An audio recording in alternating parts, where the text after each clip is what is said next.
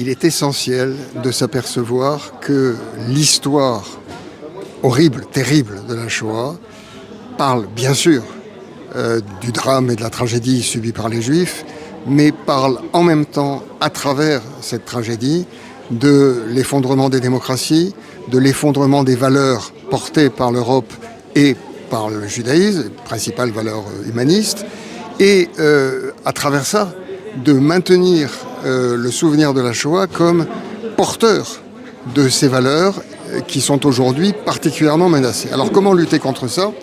Comment lutter contre ça avant tout en ayant conscience, je dirais, en décortiquant les mécanismes qui, à l'époque, ont pu conduire au pire, mais qui ont aussi conduit à des résistances.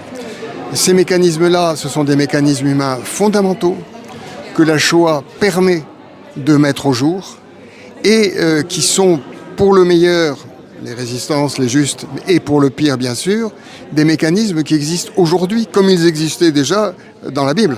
Bon, il faut que la Shoah apparaisse pour ce qu'elle est, une histoire terrible pour tous les humains et pouvant parler d'aujourd'hui. Quand on décortique, on s'aperçoit exactement où nous en sommes aujourd'hui par rapport aux mécanismes qui ont fonctionné à l'époque.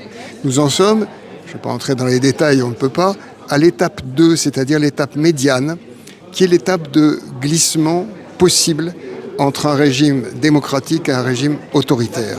L'antisémitisme, dans ces situations, a toujours un rôle de révélateur, d'annonciateur, mais aussi d'accélérateur des désordres sociaux.